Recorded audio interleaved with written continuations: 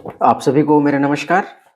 तो जैसा कि मैंने पिछले वीडियो में बताया था आप लोगों को कि नेक्स्ट वीडियो आएगी जो वो आएगी शिक्षक के जो भर्ती है उसमें जो हिंदी सिलेबस है उसको हम लोग कैसे डील करें और उसको कहाँ से पढ़ें ताकि जो पूरा पूरा जो सिलेबस है वो अच्छे से कवर हो जाए। तो सबसे पहले सिलेबस की बात करते हैं। इसमें टोटल 9 इकाई है, 9 इकाई इसमें है। ठीक है, ये मैं यहाँ पास शो कर दूंगा पूरा सिलेबस को। तो सबसे पहला आपका रहेगा इसमें वर्ण विचार। वर्ण विचार पे स्वर, व्यंजन, अक्षर, वर्तनी, लिंग, वचन, काल, वाक्य और ये सब हैं, संधि विच्छेद वगैरह। ठीक है। तो ये जो है वर्ण विचार में इससे ही पहले इकाई से ही दो दो क्वेश्चन बन ही जाते हैं, 2 से 3 क्वेश्चन बन जाते हैं कई बार। 2 क्वेश्चन तो इससे बन ही जाते हैं। तो इसमें से संधि से एकदम कंफर्म है कि क्वेश्चन आएगा ही। तो संधि आपको बहुत ज़्यादा स्ट्रांग होना चाहिए। और कभी-कभार संधि विग्रह भी पूछता है और उसको जो कौन सा संधि ये भी पूछता है। ठीक है, तो संधि को आपको एकदम अच्छे से करना पड़ेगा। ठीक है।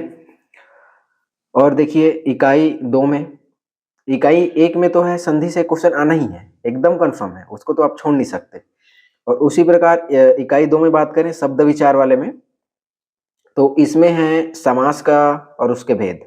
इसमें से एक क्वेश्चन तो आएगा ही, एकदम डन है कि एक क्वेश्चन आएगा। और हो सके तो तत्सम, तद्भव, देशज और विदेशज से, इससे भी एक क्वेश्चन आएगा चारों में से। तो आपको इसी से में 2 क्वेश्चन मिल जाएगा। ठीक है। और रही बात शब्द युग्म, शब्द रचना, उपसर्ग, प्रत्यय, समास। तो उपसर्ग प्रत्यय से क्वेश्चन बहुत कम बनता है, लेकिन आपको उसको छोड़ना नहीं है ना। उसके बाद है इकाई 3। इकाई 3 में देखिए पद एवं पद के भेद। ठीक है। संज्ञा, संज्ञा के प्रकार, सर्वनाम, विशेषण, क्रियाकारक और चिन्ह। क्रियाकारक चिन्ह से उसी में से बन जाएगा। क्रियाकारक आपको एकदम अच्छे से याद होना चाहिए। कर्ता ने, कर्म को, करण से, ऐसा करके है पूरा संबंध, की का के से पूरा अधिकरण तक। ठीक है। और संज्ञा की बात करें तो संज्ञा एकदम बेसिक पूछेगा नहीं। संज्ञा के प्रकार सर्वनाम से क्वेश्चन उठा सकता है। संज्ञा एकदम बेसिक से क्वेश्चन नहीं पूछेगा कि ये है कौन सा संज्ञा है, जैसे कुछ भी क्वेश्चन कर दिया। समूहवाचक संज्ञा का कोई इजी सा क्वेश्चन पूछना रहता तो पूछ देता है कई बार, लेकिन संज्ञा से जो क्वेश्चन है वो मुख्यतः उनके टाइप से बनते हैं। ठीक है।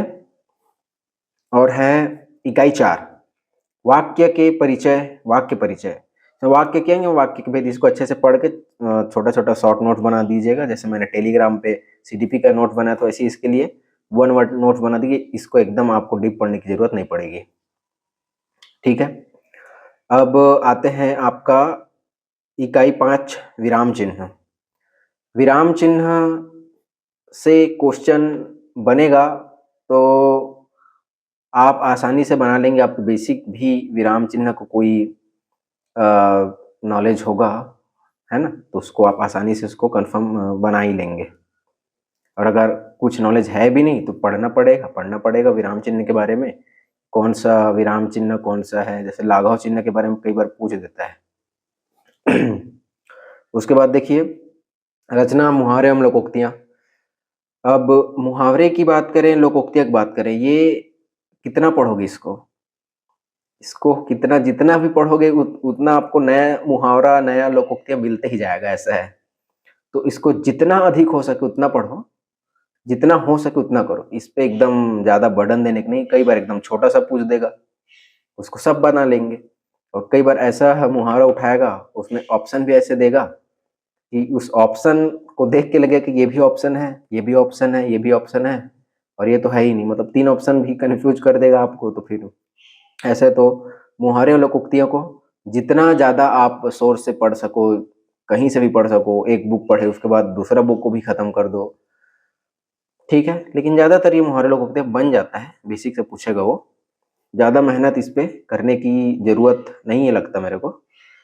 और अगर आप आगे की तैयारी करना चाहते हैं, मेंस वगैरह पढ़ना चाहते हैं, आगे सीजीपीएससी की तैयारी करना चाहते हैं, तो मुहावरे लोकोक्तियाँ आपको एकदम रटा हुआ होना चाहिए। एकदम एक एक ठोक मुहावरा, उसका अर्थ तब आपको फ़ायदा हो सकता है। और रही बात इकाई 7 अपठित गद्यांश, ये तो एकदम फ्री का नंबर है। फ्री का नंबर बोला जाए तो आपको पढ़ना है अपठित गद्यांश, बहुत पहले से आप लोग जानते होंगे, क्योंकि इसमें पढ़ना है और क्वेश्चन का आंसर देना है, जो उसी में छुपा रहता है। वो भी हिंदी में आएगा तो हिंदी में तो आसानी से बना लेंगे, इंग्लिश में आता है दिक्कत जाता है। सबको नहीं बोल सकता है, इसमें कम से कम 70 से 80% लोग तो अपठित गद्यांश को आसानी से बना ही लेंगे। क्या पता उनमें से आप भी हो कि आपको इंग्लिश में दिक्कत जाता हो, हिंदी तो बना ही लोगे आराम से। ज़्यादातर लोगों को इंग्लिश में थोड़ा आ जाता है दिक्कत। अब बात करते हैं इकाई 9 की, भाषाई कौशलों का अध्यापन, श्रवण वाचन लेखन एवं पठन कौशल। ये पेडागोजी है, बेसिक पेडागोजी, एकदम इजी क्वेश्चन आएगा, आसानी से इसको आप बना सकते हैं। ठीक है, तो ये है टोटल 9 इकाई का है ये। अब 9 इकाई में आपका ये हिंदी है टोटल 25 नंबर का।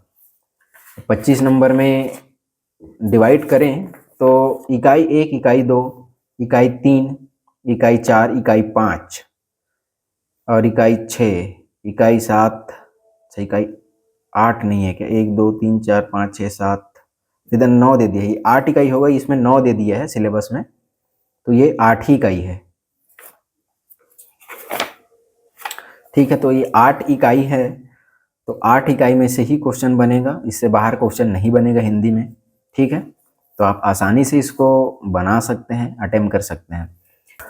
अब बात करते हैं कि हिंदी का जो पोर्शन है उसको कहाँ से आप कवर करें, कहाँ के नोट्स, कौन सी बुक जो पूरा ये जो सिलेबस है वो कवर कर दे। तो देखिए, मैं जब तैयारी करता था तो मैं सिर्फ एक तो बुक पढ़ता था और मेरे पास कुछ कुछ नोट्स हैं, वो स्कूल के नोट्स हैं, स्कूल जो रहता है बुक का उसके नोट्स हैं, स्कूल बुक्स के।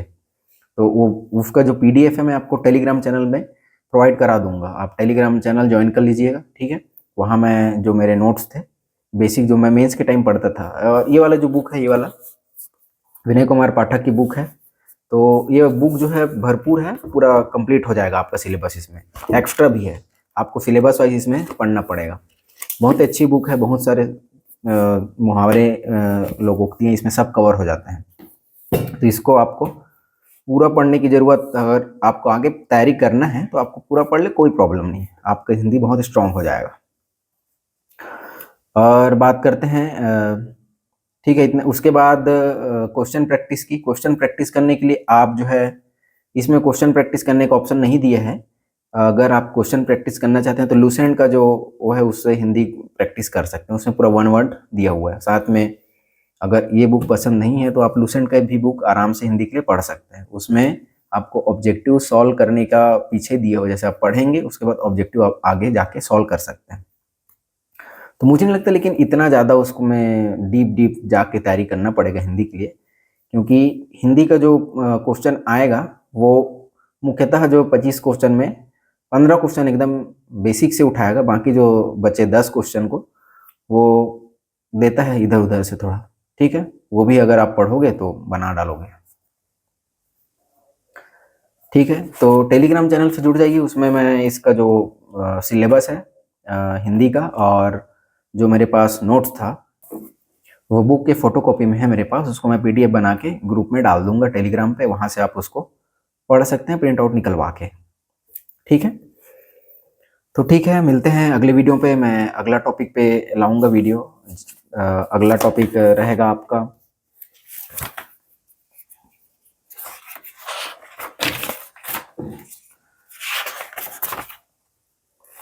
अगला टॉपिक पे आएगा आपका जैसे सामान्य अंग्रेजी के लिए। सामान्य अंग्रेजी के लिए आप 25 नंबर का वो भी आएगा, उसको आप कहाँ से कवर करें और क्या आपका स्ट्रेटेजी होना चाहिए, रणनीति होना चाहिए उसके लिए, उस पर मैं नेक्स्ट वीडियो लाऊंगा। ठीक है, तब तक के लिए चैनल को सब्सक्राइब जरूर कीजिएगा ताकि नोटिफिकेशन जल्दी मिल सके। टेलीग्राम चैनल से जुड़ जाइए, पीडीएफ आपको फ्री में मिलेगा, कोई आपको चार्ज वगैरह लगेगा नहीं। ठीक है, तो चलिए मिलते हैं अगले वीडियो पे, तब तक के लिए बाय।